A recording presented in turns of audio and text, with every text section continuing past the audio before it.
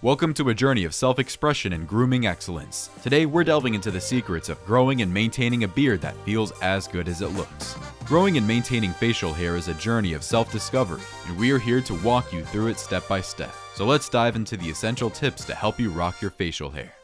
Step 1. Trim. Shape with precision to achieve that perfect style. An electric trimmer with adjustable guards is your best friend. Trim your beard in the direction of your hair growth, keeping it all the right length. Don't forget to define your neckline for a clean look. For those finishing touches, use a good razor to maintain a sharp and tidy beard line. Take your time and pay attention to detail for a polished appearance. Step 2. Wash.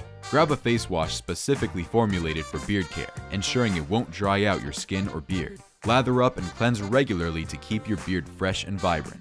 Step 3. Soften.